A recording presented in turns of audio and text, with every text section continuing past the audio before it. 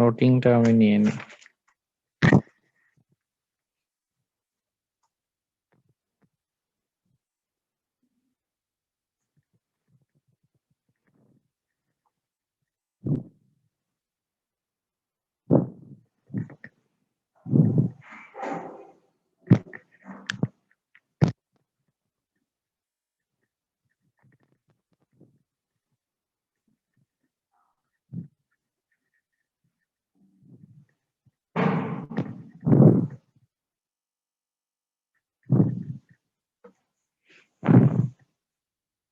তোমাদের সাথে আমার ক্লাস কি কি পারে বলো তো একটু রুটিন থাকলে।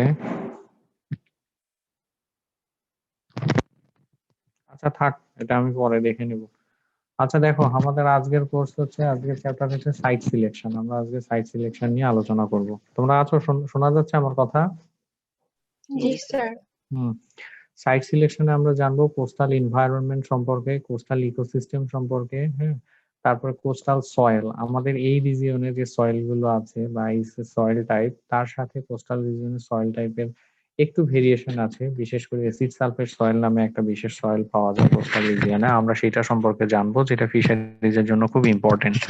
আরেকটা হচ্ছে ওয়াটার মুভমেন্ট। ওয়াটার মুভমেন্ট বলতে এটা কিছু ফিচার যেগুলো সাধারণত সমতলে দেখা যায় না, বাট কোস্টাল রিজিয়নের দিকে দেখা যায়। এটা হচ্ছে টাইড ওয়েভ এবং কারেন্ট, যেগুলো সাধারণত ওশিয়ানের সাথে রিলেটেড কিছু ফিচার্স আছে। সেই জিনিসগুলো সম্পর্কে আমাদের একটু জানতে হবে কোস্টাল অ্যাকুয়াকালচারের ভেতরে যাবার আগে। এখন পর্যন্ত কিন্তু আমরা বেসিক গুলোতে আছি, এখনো আমরা কালচারে কিন্তু যাইনি। তো কোস্টাল ইকোসিস্টেমটা, কোস্টাল এনভায়রনমেন্টটা, এটা কমপ্লিটলি একটা ডিফারেন্ট এনভায়রনমেন্ট দেন অন্যান্য পার্ট যেগুলো আছে সেগুলোর থেকে। তো এই জন্য কিন্তু তোমাদের আগেই কোস্টাল এনভায়রনমেন্ট সম্পর্কে জানতে হবে, হ্যাঁ। এগুলো ভালোভাবে না জানলে কালচারে গেলে অনেক বিষয়ই তোমাদের বুঝতে অসুবিধা হবে। তো দেখো, সাইট সিলেকশনের আমাদের প্রথমেই আমরা আসি হচ্ছে, আচ্ছা সাইট সিলেকশনটা কিন্তু তোমরা ফ্রেশ ওয়াটার অ্যাগ্রিকালচারে সাইট সিলেকশন করছো না?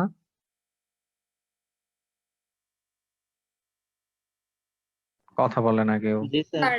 জি স্যার।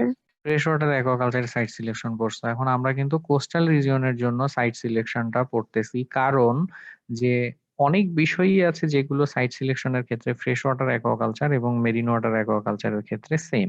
আবার অনেক ফিচার্স আছে যেগুলো তোমার কোস্টাল রিজিয়নে আছে কিন্তু ফ্রেশ ওয়াটার রিজিয়নে নাই।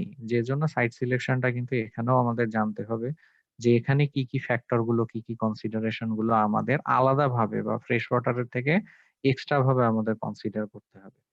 আচ্ছা আমরা প্রথমেই আসি যে, স্লাইড চেঞ্জ হয় না কেন, কোস্টাল ইকোসিস্টেম সম্পর্কে। নর্মালি ইকোসিস্টেম বলতে তোমরা কি বলছো বলো তো?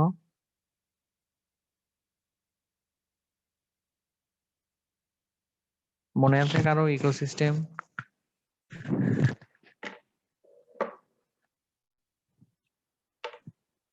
এই বলো একজন সাহস করে, পারবা তো? বসতো না এগুলা। স্যার কোনো একটা স্পেসিফিক এনভায়রনমেন্টে অ্যাবায়োটিক সাবস্টেন্স এন্ড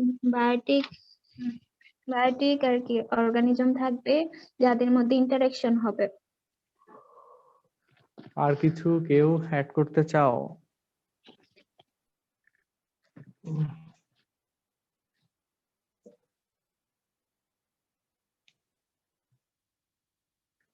আচ্ছা আমি একটু বলি, তাহলে হয়তো তোমাদের মনে পড়বে, ভুলে গেছো।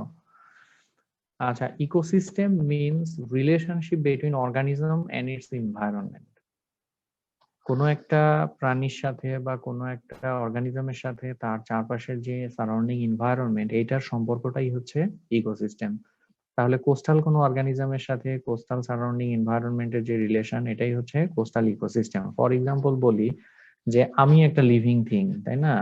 আমি একটা লিভিং থিং, আমার চারপাশে কিন্তু আরো অনেক কিছু আছে, লিভিং অর্গানিজম আছে, নন লিভিং থিংস আছে। নন লিভিং থিং গুলোর মধ্যে কি কি আছে? মাটি, পানি, বাতাস, তাই না? কত কিছু। এই যে লিভিং এবং নন লিভিং থিংস এর যে relationship, that is actually ecosystem. এই রিলেশনশিপটা মিলেই তৈরি হয় ইকোসিস্টেম। দেখো, in coastal environment relationship between living organism like bird, mollusk, plant, etc. with their non-living environment like water, তারপরে ওয়েভ, টাইড, নিউট্রিয়েন্টস, হ্যাঁ, এগুলো নিউট্রিশনাল কন্টেন্ট, এগুলো সবকিছুই তো হচ্ছে নন লিভিং থিং। এই রিলেশনশিপটাকেই বলে কোস্টাল ইকোসিস্টেম। বোঝা গেছে? এটা খুব ফাস্ট বললাম কেন, কারণ এগুলো তোমরা অনেক পড়ে আসছো, তো এই জন্য এত বোঝানোর তো কোনো কিছু নাই এখানে। আছে নাকি বোঝানোর? না স্যার। No, sir. তাহলে একটা লিভিং অর্গানিজমের সাথে তার চারপাশের যে নন লিভিং এনভায়রনমেন্ট, এটার রিলেশনশিপটাকেই বলা হয় হচ্ছে কোস্টাল ইকোসিস্টেম। এখন দেখো কোস্টাল ইকোসিস্টেমের কিছু ইউনিক ফিচার্স আছে। এখন ইউনিক ফিচার গুলো কি? Water tends to be warm and shallow with many nutrients available because of its location. তোমরা একটা জিনিস জানো কিনা যে বাংলাদেশে টেম্পারেচার আজকে এই মুহূর্তে গাজীপুরে টেম্পারেচার যতখানি, এর থেকে টেম্পারেচার অনেক বেশি কিন্তু হচ্ছে তোমার ইয়েতে টেম্পারেচার কিন্তু তোমার হচ্ছে কক্সবাজারে। তোমরা জানো যে কোস্টাল রিজিয়নে কিন্তু নর্মালি টেম্পারেচার সাধারণত একটু বেশি থাকে। জি স্যার। হ্যাঁ, টেম্পারেচার কিন্তু কোস্টাল রিজিয়নে বেশি থাকে, এই জন্য কোস্টাল রিজিয়নের ওয়াটার সাধারণত একটু ওয়ার্মার থাকে।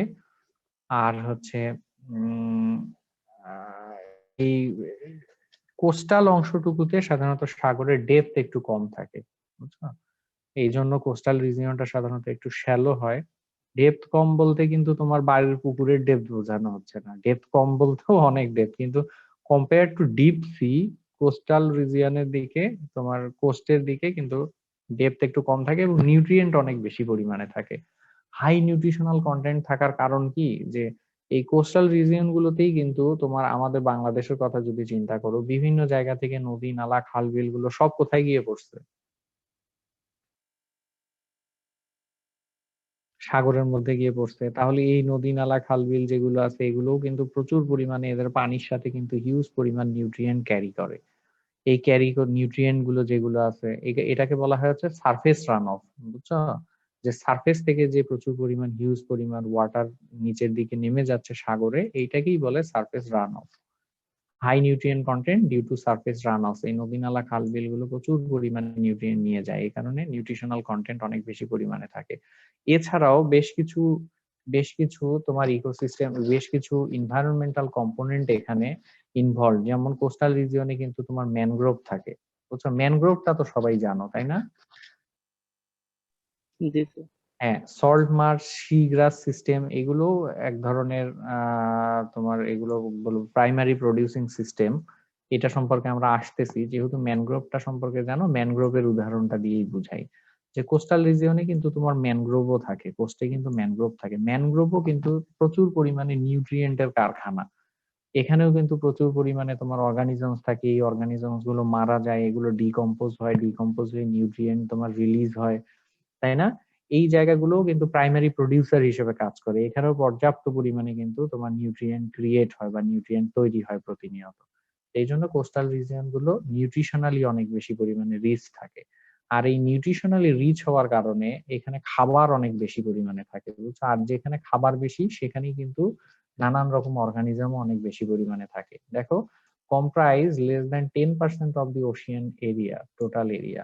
অর্থাৎ একটা সাগরের কোস্টাল রিজিয়নটা, একটা কোস্টাল এরিয়া একটা টোটাল সাগরের মাত্র 10% এরিয়া কভার করে, কিন্তু 90% of the marine species inhibits in this region. অর্থাৎ 10% এরিয়া কোস্টাল রিজিয়ন কভার করলেও 90% প্রাণীগুলো কিন্তু বাস করে কোস্টাল রিজিয়নে। এটা কারণটা কি জানো? কি মনে হয় তোমাদের কারণটা? তার নিউট্রিয়েন্ট কন্টেন্ট বেশি। নিউট্রিয়েন্ট কন্টেন্ট অনেক বেশি পরিমাণে থাকে। তো এগুলোই হচ্ছে একটা কোস্টাল ইকোসিস্টেমের ইউনিক ফিচার্স। এখন একজন সায়েন্টিস্ট আছে, বুঝছো, জিয়াওজুন ইয়াং ওনার নাম, বুঝছো? এই কোস্টাল এনভায়রনমেন্টকে 5টা ভাগে ভাগ করছেন, অর্থাৎ 5 রকমের কোস্টাল এনভায়রনমেন্ট কোস্টাল রিজিয়নে দেখা যায়। তার মধ্যে 5 রকমের নামগুলো দেখো, আমি একটু ফাস্ট যাচ্ছি কারণ যেতে হচ্ছে। তোমাদের বুঝতে কি অসুবিধা হচ্ছে? আমি যেভাবে যেভাবে পড়াচ্ছি এভাবে পড়াইলে বুঝতে অসুবিধা হচ্ছে, নাকি আর একটু স্লো পড়ানো দরকার? No, ঠিক আছে sir. ঠিক আছে স্যার। ঠিক আছে। স্পিড ঠিক আছে না? ওকে, ঠিক আছে। এখন দেখো ইস্চুয়ারি। ইস্চুয়ারিটা তো তোমরা জানো, এই টার্মটার সাথে পরিচয় আছে না? ইস্চুয়ারি কি?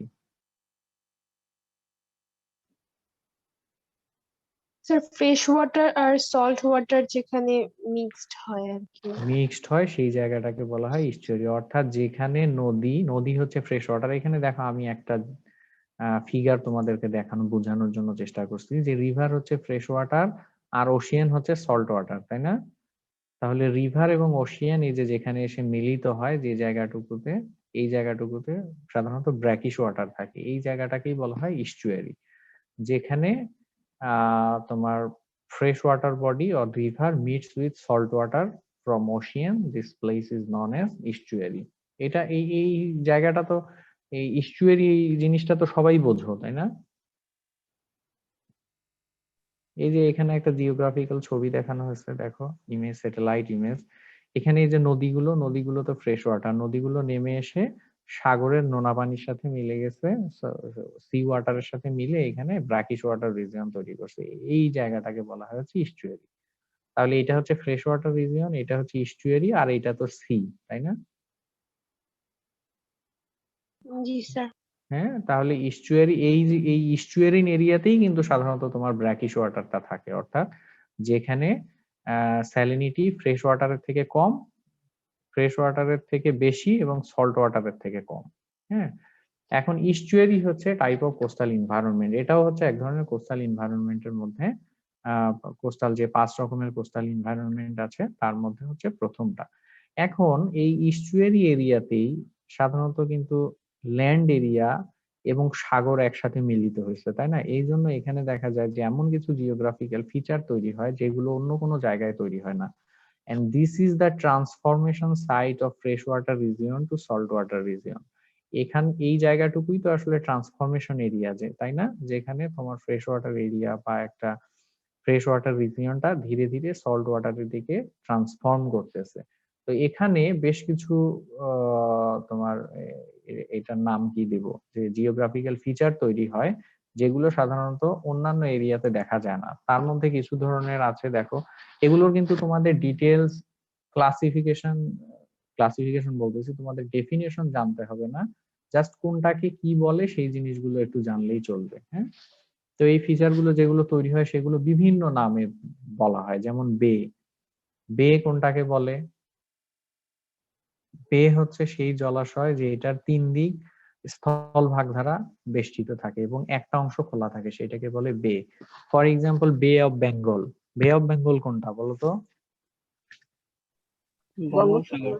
বঙ্গোপসাগরের দিকে খেয়াল করে দেখবা কিন্তু যে ওর 3 দিক স্থলভাগ দ্বারা বেষ্টিত। একটা অংশে তো হচ্ছে বাংলাদেশ, একটা অংশ দেখবা যে ইন্ডিয়া চলে গেছে, আর একটা অংশে দেখবা যে ওই যে চিটাগাং এর ওই দিক দিয়ে মায়ানমারের কিছু অংশ বের হয়ে গেছে। এরকম কিন্তু 3 ভাগ বেষ্টিত আর একটা অংশ খোলা, বুঝছো? এই জন্য এটাকে বলা হয় বে। তো এই বিভিন্ন রকম জিওগ্রাফিক্যাল ফিচার তৈরি হয় ইস্চুয়ারিন এরিয়াতে, যেমন লেগুন তৈরি হয়। লেগুন কোনটাকে বলে? লেগুন হচ্ছে কি, এই যে এইখানে যে ছবিটা আছে এটার নাম হচ্ছে লেগুন, মানে অর্থাৎ মেন একটা, হ্যাঁ স্যার বলো, বল, বলো তার তুমি মেন বলো। একটা জলাশয় থেকে মানে সেপারেট হয়ে গেলে একটা অংশ। সেপারেট হয়ে গেছে, এক্স্যাক্টলি, এটাকে বলা হয় হচ্ছে লেগুন। তারপরে এই যে ফিয়র্ড, ফিয়র্ড সম্পর্কে জানো তোমরা? তোমরা কি এটা পড়ছো? এই যে তোমাদের আরেকটা কিন্তু কোর্স আছে, ওটার নাম হচ্ছে কি, ওই কোর্সের নাম কি? তোমরা ওশিয়ান রিলেটেড আর কোনো কোর্স পড়ছো? ওশেনোগ্রাফি? না স্যার। এটা পড়ো নাই না? আমি এখানে এগুলো ডিটেলস পড়াবো না কেন, এই প্রত্যেকটা জিনিসই তোমরা আবার ওশেনোগ্রাফিতে পড়বা। কিন্তু যেহেতু আমার এখানে বেসিক কিছু জিনিস তোমার পড়তে গেলে চলে আসবে কোস্টাল অ্যাকুয়াকালচারে, সেই জন্য কিছু জিনিস একটু তোমাদেরকে দেখানো।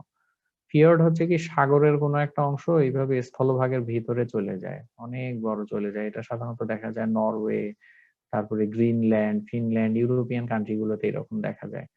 চারপাশে পাথর থাকে এবং এটা কিন্তু সাগরেরই একটা অংশ। এই যে নৌকাটা যেদিকে যাচ্ছে না, নৌকাটা গিয়ে কিন্তু সাগরে পড়বে।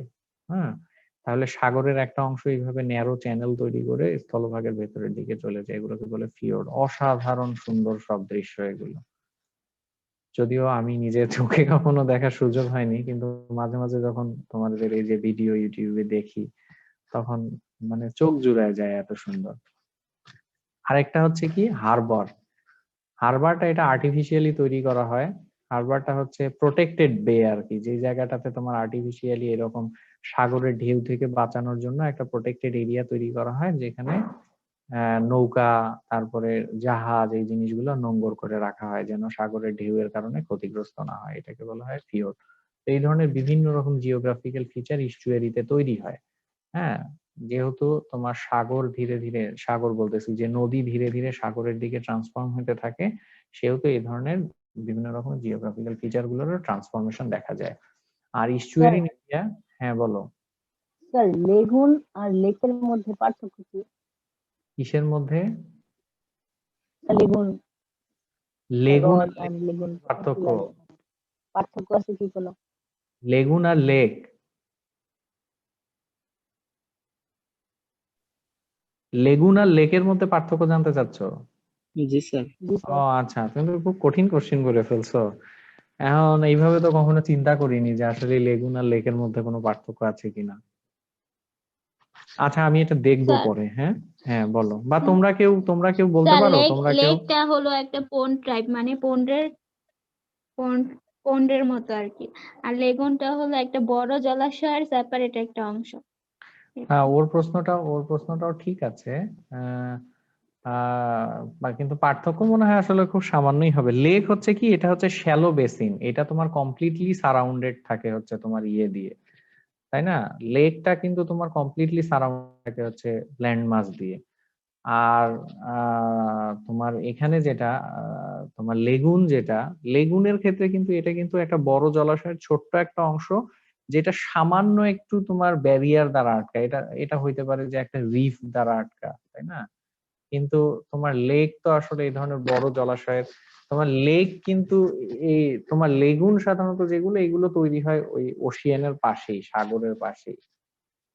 যে বড় একটা সাগর আছে, সাগরের কোনো একটা জলাশয়ের কোনো একটা অংশ তোমার সামান্য একটু ব্যারিয়ার দিয়ে বা কোরাল রিফ দিয়ে সেপারেট হয়ে এই ধরনের একটা জলাশয় তৈরি হলো।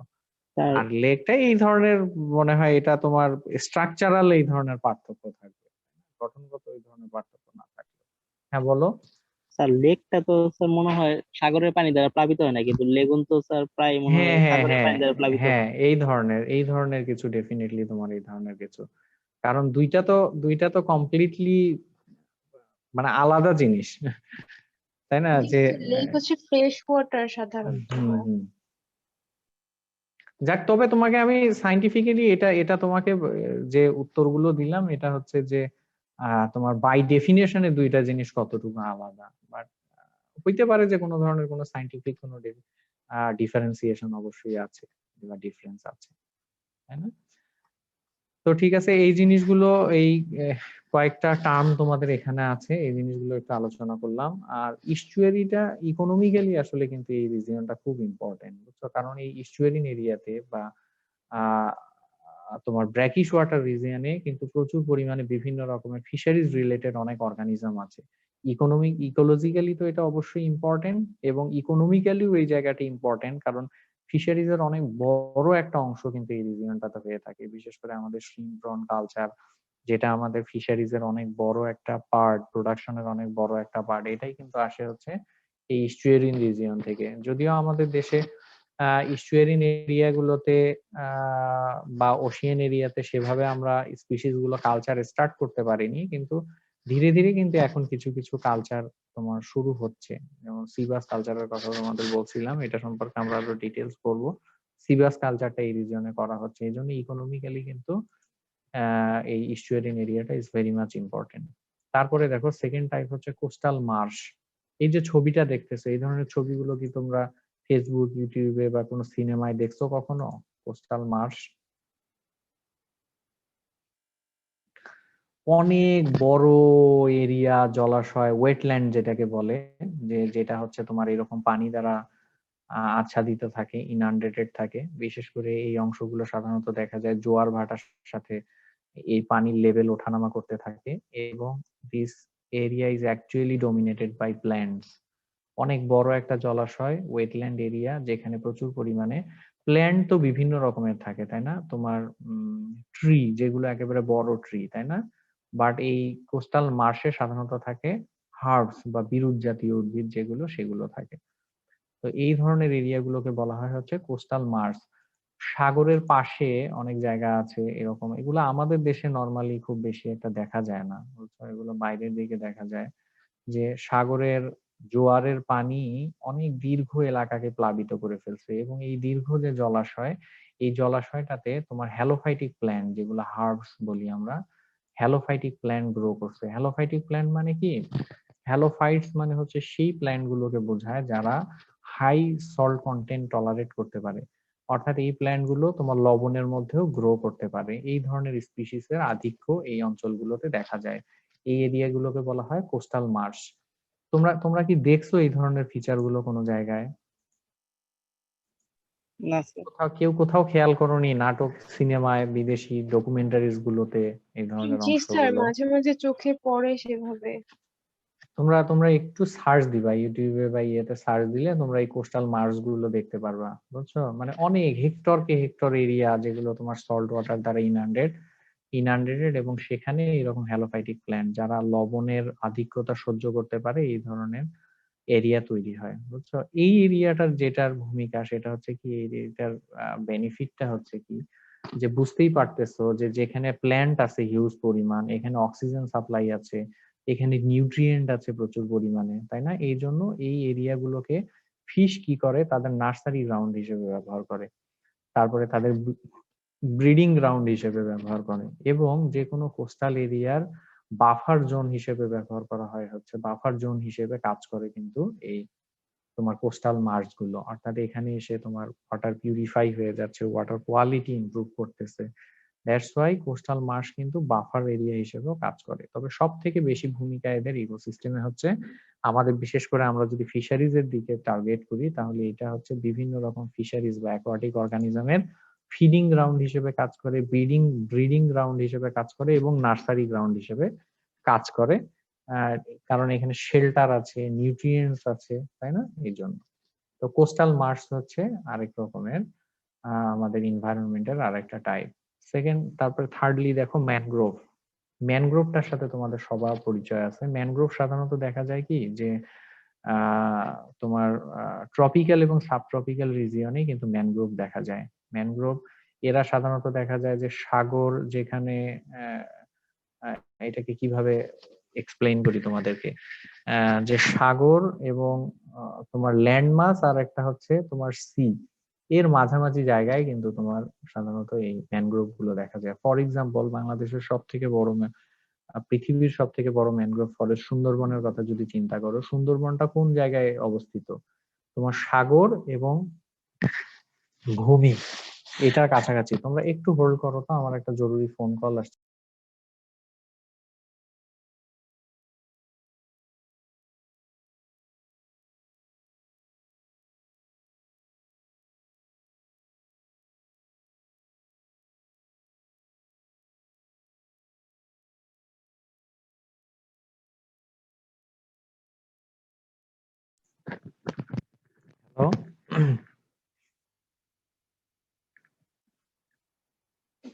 হ্যালো, আছো তোমরা, শুনতে পাচ্ছ?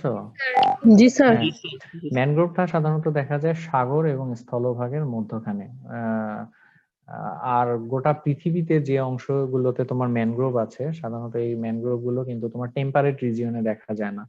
সাধারণত সব থেকে বেশি পরিমাণে দেখা যায় ট্রপিক্যাল এবং সাবট্রপিক্যাল রিজিয়নই সব থেকে বেশি পরিমাণে দেখা যায়। এই ম্যানগ্রোভ বলতে সাধারণত তোমার বিশেষ এক ধরনের গাছ বা গাছের শ্রেণীকে বোঝানো হয়, যাদের বিশেষ বৈশিষ্ট্য আছে। বৈশিষ্ট্যগুলোর মধ্যে কি, এই অংশটাতে তো সবসময় জোয়ার ভাটা হয়, তাই না? সবসময় জোয়ার ভাটা হয় না, দে are always influenced by Tide, অর্থাৎ তারা সবসময় কিন্তু জোয়ার ভাটার দ্বারা তোমার প্রভাবিত থাকে। স্যালিনিটি এন্ড রেইনফল, এবং এই অংশটাতে কিন্তু বৃষ্টিপাতও অনেক বেশি পরিমাণে হয়। তাহলে এই গাছগুলোর বিশেষ কিছু বৈশিষ্ট্য থাকে। তোমাদের ম্যানগ্রোভের উপরে একটা কমপ্লিটলি আলাদা একটা চ্যাপ্টার আছে, সেখানে আরো ডিটেলস তোমরা জানবা, বাট আপাতত যতটুকু বেসিক জানার জন্য এতটুকু জেনে নাও যে ম্যানগ্রোভ সাধারণত দেখা যায় ট্রপিক্যাল এবং subtropical রিজিয়নে, between landmass and Ocean, তাই না, এর মাঝে। এন্ড এই অংশের যে গাছপালাগুলো আছে, এই গাছপালাগুলোর বিশেষ কিছু বৈশিষ্ট্য আছে। বৈশিষ্ট্যগুলো হচ্ছে কি, এই বনভূমি যেটা আছে, এই বনভূমির বেশ কিছু বৈশিষ্ট্য আছে। তার মধ্যে বৈশিষ্ট্যগুলোর মধ্যে হচ্ছে they are influenced by tide, salinity and rainfall. সবসময় এরা টাইডাল ওয়াটার দ্বারা ইনফ্লুয়েন্স থাকে, স্যালিনিটি টলারেট করতে হয়, এবং এই অংশে তোমার বৃষ্টিপাত কিন্তু একটু বেশি পরিমাণে হয়ে থাকে। এগুলো হচ্ছে ম্যানগ্রোভের বৈশিষ্ট্য। এবং এই বৈশিষ্ট্যগুলোর সাথে বা এই এনভায়রনমেন্টের সাথে বেঁচে থাকার জন্য কিন্তু এরা বেশ কিছু কি বলবো যে এটার জন্য কি বলবো, তোমাদের অভিযোজিত হওয়া, এটাকে কি বলে, অভিযোজিত হওয়া জিনিসটাকে বোঝো তোমরা? অ্যাডাপ্টেশন। জি এরা- স্যার, অভিযোজন অ্যাডাপ্টেশন। অর্থাৎ অ্যাডভার্স একটা এনভায়রনমেন্টাল কন্ডিশনে সে বেঁচে থাকার জন্য বেশ কিছু তার বৈশিষ্ট্য সে ডেভেলপ সৃষ্ট করে নেয়, পরিবর্তন তাই না? হ্যাঁ হ্যাঁ। ফর এক্সাম্পল দেখো যে এই অঞ্চলগুলো যেহেতু জোয়ার ভাটা দ্বারা বেশি পরিমাণে প্রভাবিত থাকে, জোয়ার ভাটা থেকে বাঁচতে গেলে জোয়ার ভাটা থাকার মানে কি, তার মানে নিচে এখানে তোমার অক্সিজেনের পরিমাণ কিন্তু তোমার অনেকটা কমে যায়, বা এরিয়াল অক্সিজেন যেটাকে বোঝায়, বাতাসের অক্সিজেন যেটা, সেটা কমে যায়। এই কারণে কিন্তু প্রচুর পরিমাণে শ্বাসমূল দেখা যায়। তোমরা সুন্দরবনে গেছো কেউ কখনো?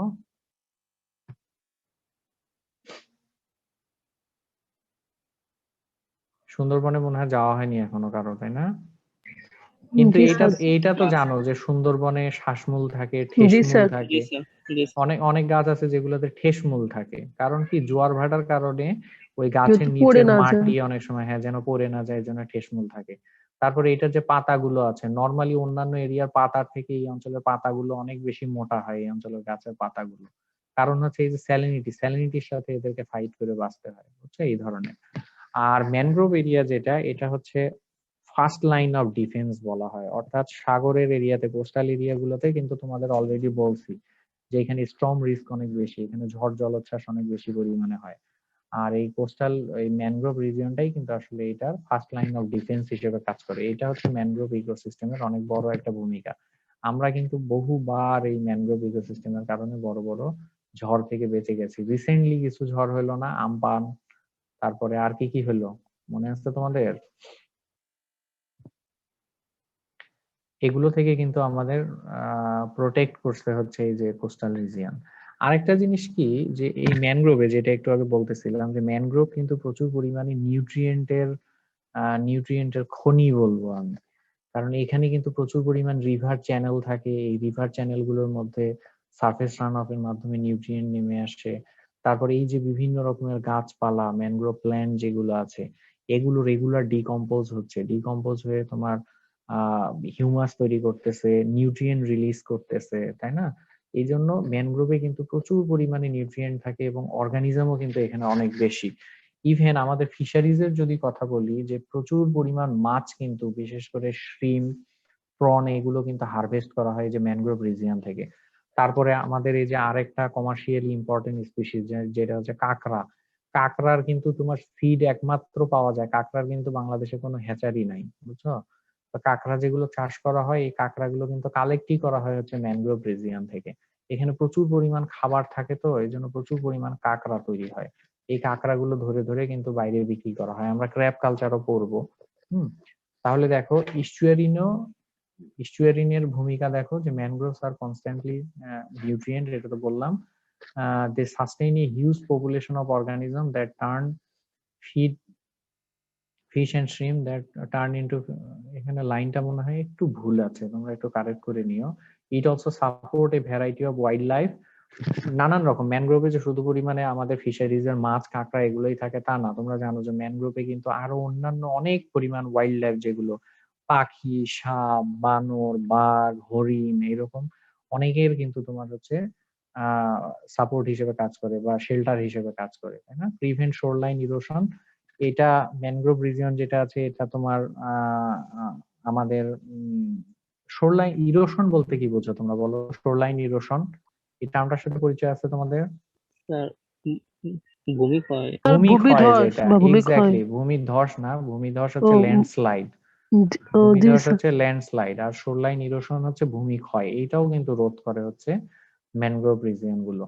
আর ডেফিনেটলি ওই যে প্রথমে যেটা বললাম, যে that is the first line of defence against storms, তাই না? এই যে সার্ভস,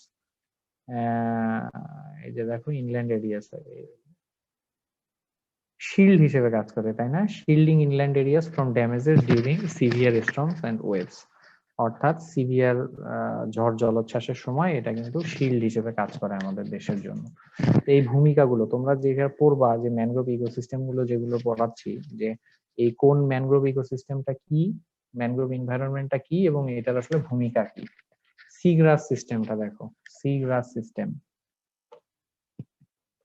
সিগ্রাস সিস্টেমটা একটু আগে আরেকটা এইরকম তোমার গ্রাসল্যান্ড, সেটার নাম কি বলছিলাম বলো তো দেখি? Salt marsh. Salt marsh. আর একটা এখন যেটা পড়াচ্ছি এটা হচ্ছে সিগ্রাস সিস্টেম। দুইটার মধ্যে একটু পার্থক্য আছে। দুইটাই কিন্তু ইনান্ডেটেড, দুইটাই হচ্ছে জলাশয়ে জলের মধ্যে তৈরি হয়, কিন্তু সিগ্রাস সিস্টেমটা হচ্ছে কি দ্যাট ইজ সাবমার্সড। আর তোমার কোস্টাল মার্শ যেটা, একবার দেখো এই যে কোস্টাল মার্শ যেটা, that is not submerse, that means that is not inundated, অর্থাৎ এটা কিন্তু কমপ্লিটলি পানির নিচে না। কিন্তু সিগ্রাস সিস্টেম যেটা আছে দ্যাট ইজ কমপ্লিটলি ইনান্ডেটেড, অর্থাৎ আন্ডার ওয়াটার। এজন্য এটাকে বলা হয় সাবমার্সড অ্যাকোয়াটিক ভেজিটেশন। এটা সাধারণত তৈরি হয় কি সাগরের যে অংশে, তোমার নিচের দিকে সাগরের যে অংশে তোমার সূর্যের আলো পৌঁছাইতে পারে ওই অংশটাতেই কিন্তু সিগ্রাস সিস্টেম তৈরি হয়। সিগ্রাস সিস্টেমের ভেতরে এখানে কিন্তু অনেক পরিমাণে অ্যাকোয়াটিক উইডও তৈরি হয়। এই যে এই অংশটা দেখো, এই অংশটা সাগরের নিচের দিকে এই যে অনেক কিন্তু তোমার এরকম গ্রাস সিস্টেম আছে, একটু খেয়াল করলে বুঝতে পারতেছো তোমরা এই ছবিটাতে? জি স্যার। হুম। জি স্যার। তাহলে এগুলো halophytic plant, but they are actually এটাকে কি বলবো যে ইন সাবমার্স কন্ডিশন, অর্থাৎ পানির নিচে এই সিগ্রাস সিস্টেমটা তৈরি হয়, বুঝছো? সাধারণত দেখা যায় যে যে জায়গাগুলোতে সফট সেডিমেন্ট আছে, যে জায়গাগুলোতে লাইট পেনিট্রেট করতে পারে, হ্যাঁ, এই জায়গাগুলোতে এই সিগ্রাস সিস্টেম তৈরি হয়। এই সিগ্রাস সিস্টেমও কিন্তু আমাদের ইকোসিস্টেমের ক্ষেত্রে, কোস্টাল ইকোসিস্টেমের ক্ষেত্রে এদের বিশাল ভূমিকা আছে। এইটাও কিন্তু বিভিন্ন প্রজাতির মাছ বা অ্যাকোয়াটিক অর্গানিজম যেগুলো আছে, অ্যাকোয়াটিক অ্যানিমেল যেগুলো আছে, এগুলোর কিন্তু তোমার কি বলবো নার্সারি গ্রাউন্ড, ব্রিডিং গ্রাউন্ড হিসেবে কিন্তু ব্যবহার করা হয়, বুঝছো? এই সি গ্রাসের আশেপাশে এই জন্য দেখা যায় প্রচুর পরিমাণে ফিশিং করলে কি প্রচুর পরিমাণে মাছ ধরা পড়ে, কারণ এই জায়গাগুলো থেকে অক্সিজেন প্রডিউস হচ্ছে, নিউট্রিয়েন্ট প্রডিউস হচ্ছে, হ্যাঁ। আর এই জায়গাগুলোকেই সাধারণত অ্যাকোয়াটিক অর্গানিজম গুলো তাদের ব্রিডিং গ্রাউন্ড হিসেবে কাজ করে, নার্সারি গ্রাউন্ড হিসেবে ব্যবহার করে। প্রচুর পরিমাণ অর্গানিজম এখানে শেল্টার হিসেবে বেছে নেয় এবং এই জায়গাগুলোতে থাকে। তাহলে এই দুইটার মেইন পার্থক্যটা তো বুঝতে পারছো। একটা হচ্ছে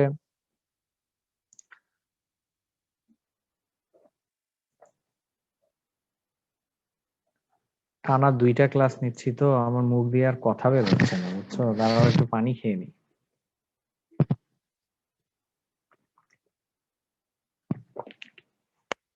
আছো তোমরা আমার সাথে? আছি স্যার। জি স্যার। আচ্ছা, এখন কোস্টাল মার্শ এবং সিগনাস সিস্টেম দুইটার বেসিক পার্থক্যটা বোঝা গেছে? জি স্যার। জি স্যার। সামনাসামনি তোমাদেরকে দেখিও না, তোমাদের এক্সপ্রেশনও বুঝতে পারি না, কতটুকু বুঝতেছো না তাও বুঝতে পারি না, বুঝছো? তোমরা একটু রেসপন্স করো, একটু রেসপন্স করলে তখন বোঝা যায় যে আসলে কতটুকু পড়তে পারতেছো বা বুঝতেছো। আচ্ছা, ফাইনালি আমাদের লাস্ট ওয়ান হচ্ছে বেন্থিক সিস্টেম। বেন্থোস কোনগুলোকে বলে জানো?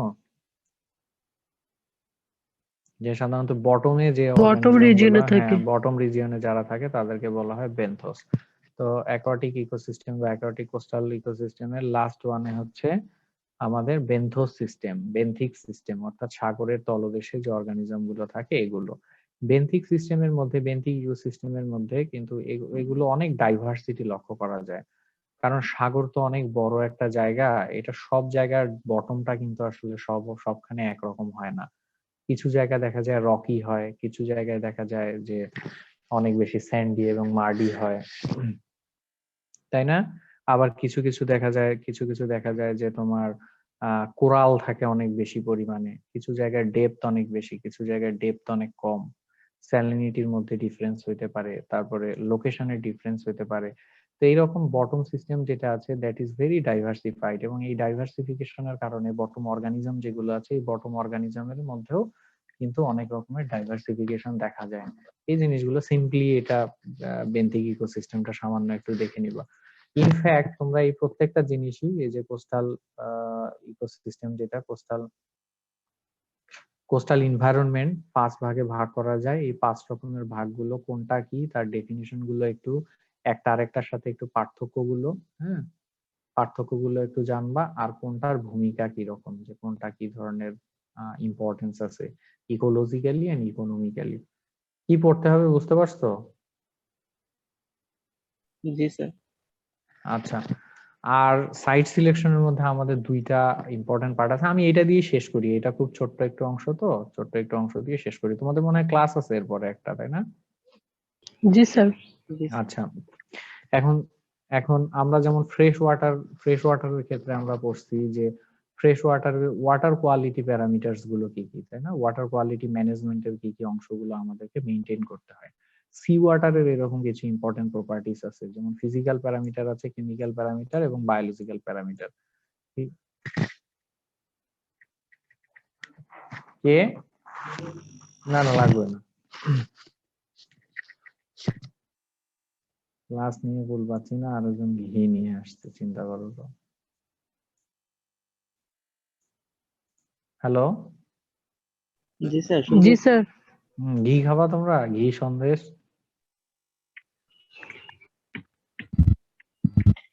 স্যার পাইলে খাইতাম। স্যার আপনি খাওয়াইলে খাবো স্যার।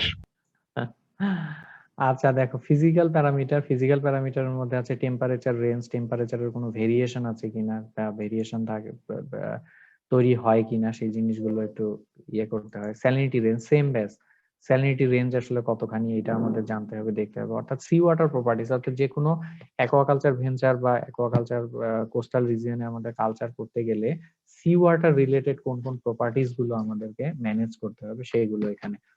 পার্টিকুলেটস, যেমন সলিড, তোমরা জানো যে ওয়াটারের সাথে কিন্তু বিভিন্ন রকমের সলিড পার্টিকেলস থাকে। তো এই কি কি পার্টিকেলস গুলো আছে, এদের সাইজ গুলো কি, এদের কনসেন্ট্রেশন কি পরিমাণে আছে সেইটা।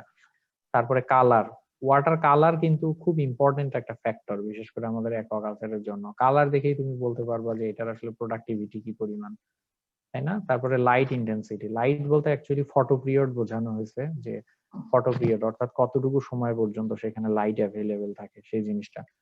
কেমিক্যাল প্রপার্টিজ এর মধ্যে পিএইচ, অ্যালকালিনিটি, এই জিনিসগুলো তো আমাদের জানতেই হয়। পিএইচ আমাদের অ্যাকোয়াকালচারের জন্য খুব ইম্পর্টেন্ট, তোমরা জানো, এটা আর নতুন করে আলোচনা কিছু নাই। গ্যাসেস, ওয়াটারের মধ্যে বিভিন্ন রকমের গ্যাস থাকে, বিশেষ করে oxygen, carbon die oxide, nitrogen. তারপরে এই গ্যাস প্রেসারের কারণে কিন্তু গ্যাস প্রেসার বেড়ে গেলে কিন্তু নানান রকমের ডিজিজ হয়ে থাকে। যেমন শ্রিম্পের ক্ষেত্রে অনেক বেশি একটা ডিজিজ হয়ে থাকে, এটাকে বলা হচ্ছে গ্যাস বাবল ডিজিজ। যখন গ্যাসের স্যাচুরেশন লেভেল বেড়ে যায় বা গ্যাস প্রেসার বেড়ে যায় তখন এই ডিজিজটা হয়।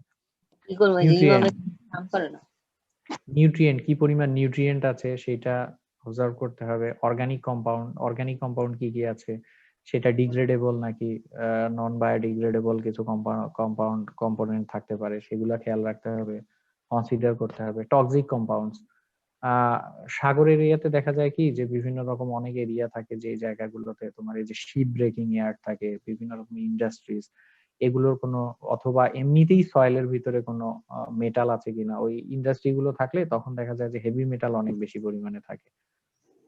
এই সরে আসলো কেন? এই ধরনের কোনো টক্সিন আছে কিনা, বায়োসাইড বা বায়োলজিক্যাল ইনসেকটিসাইডস, এই ধরনের কোনো ইনসেকটিসাইডের ব্যবহার পূর্বে কখনো হয়েছে কিনা, এই জিনিসগুলো। And biological parameter, bacteria, virus, fungus, অর্থাৎ এই যে প্যাথোজেন যেগুলো আছে, এই প্যাথোজেনিক কমিউনিটি গুলো, এগুলো কোন কোন রকমের প্যাথোজেন আছে, এই জিনিসগুলো। এই সি ওয়াটার প্রপার্টিজ গুলো, ফিজিক্যাল, কেমিক্যাল এবং বায়োলজিক্যাল প্যারামিটার, কি কি ধরনের প্যারামিটার গুলো আমাদের সাইট সিলেকশনের ক্ষেত্রে কনসিডার করতে হবে। সাইট সিলেকশনের ক্ষেত্রে বলতে সি ওয়াটার প্রপার্টিজ আমাদের ম্যানেজমেন্টের ক্ষেত্রে কি কি ধরনের প্যারামিটার গুলো বা ফ্যাক্টর গুলো কনসিডার করতে হবে, সেটার একটা লিস্ট। এটা একটু দেখবা সাইট সিলেকশনের। আরো তোমরা যেভাবে পড়ে আসছো ফ্রেশ ওয়াটারের ক্ষেত্রে, যে কোন কোন ফ্যাক্টর গুলো সাইট সিলেকশনের ক্ষেত্রে ইম্পর্টেন্ট, সেগুলো আজকে আর স্টার্ট করব না। নেক্সট ক্লাসে ইনশাআল্লাহ আমরা ওই ফ্যাক্টর গুলো নিয়ে আলোচনা করব। বিভিন্ন রকম বায়োফিজিক্যাল ফ্যাক্টর গুলো আছে কোস্টাল ফার্ম অথবা কোস্টাল ভেঞ্চারের জন্য, সাইট সিলেকশনের জন্য যে জিনিসগুলো আমাদের কনসিডার করতে হবে বা খেয়াল করতে হবে। তো ঠিক আছে, আজ আপাতত এই পর্যন্তই থাক। নেক্সট ক্লাসে আবার তোমাদের সাথে কথা হবে। নেক্সট ক্লাস মনে হয় তোমাদের সাথে আমার বৃহস্পতিবারে, তাই না?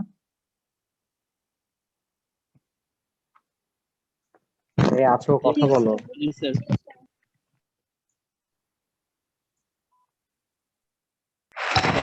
স্যার বুধবারেও ক্লাস আছে। স্যার বুধবার বৃহস্পতিবার দুইটা। ও বুধবার বৃহস্পতিবার দুইটাতেই ক্লাস আছে না? জি স্যার। আচ্ছা, ওকে ফাইন, ঠিক আছে। আমি তো এটা ইয়ে করব কিভাবে? তোমাদের টোটাল স্টুডেন্ট কতজন? আজকে অ্যাটেন্ড 44 জন।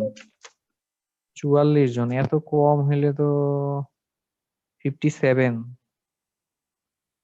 আমার অনেকেই নাই। আচ্ছা ঠিক আছে, সবাই ভালো থেকো, নেক্সট ক্লাসে কথা হবে আবার। হ্যাঁ, আসসালামু আলাইকুম আসসালামু আলাইকুম স্যার। ওয়ালাইকুম সালাম। স্যার ক্লাস নোটটা দিয়ে দিন। দিয়ে দিব রে, আমি আসলে একদম সময় বের করতে পারতেছি না, বুঝছো? এগুলো রেডি করে তোমাদের দিয়ে দিব পরে। হ্যাঁ, আচ্ছা স্যার, ঠিক আছে। Okay. আসসালামু আলাইকুম। হুম।